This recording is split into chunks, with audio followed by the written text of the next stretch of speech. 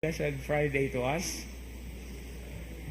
One very beautiful perspective is presented to us today, first from the responsorial psalm, which is actually a way of explicitating or expanding what Job said at the end of today's first reading, which was his response to God's, I don't know in Cebuano if we call it pamuy-boy o panudya.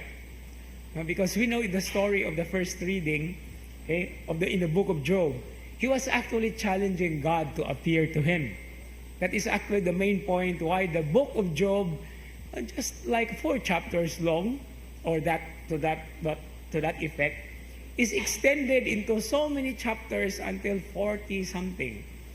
Because the middle part of the book of Job is actually all about the discussion or interaction, the advice of the friends, Job's retort or reply. And part of this challenge that Job gave to the friends is to be able to see God or to let God appear before him. And so finally, after the fourth character, who is Elihu, who introduced the presence of God, God appeared in a whirlwind. Kanya mo to, nanudya ang Ginoo. Where were you when I created the world? And today's first reading is actually a continuation of it. Now, what would a creature respond? No, diha ba ka pagtawag nako sa kahayag? No, diha ba ka pag umol nako, etc., etc. And of course, we are here given the response of Job in the most humble way, in the humblest way. Alang-alang, ang ingon ni Job, kung sa may na akong ikasulti, ana. Kaya mo ko ikasulti, hilom na lang ko. You know, in our lives, you are like that.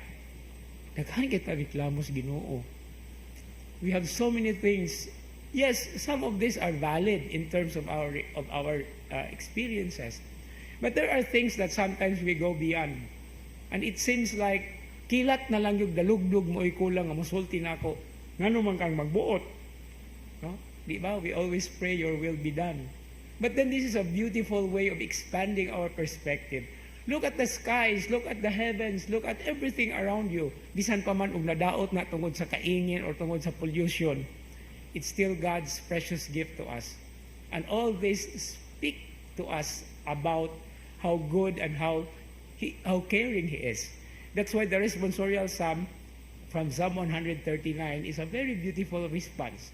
You know me inside and out.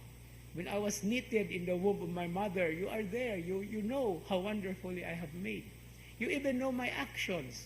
No, naana sa Salmo. Even my thoughts. No, everything.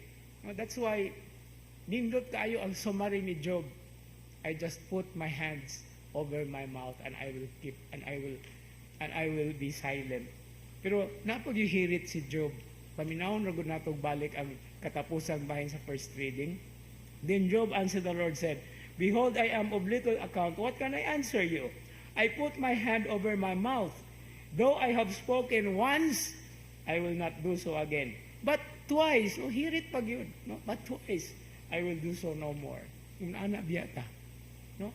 Bisan og human na tagsulti, napaghihapon sa itong hunahuna, magsingari paghihapon og sige paghihapon tingling, no, sa ato ang hunahuna. But then all these are part and parcel of what it means to be so concerned about so many things in our lives. Let God, as it's always said, let God be God, because we cannot fathom His gratefulness and His magnificence. But even if He is unfathomable, He does know us inside and out. And that is the reason why we keep clinging to Him.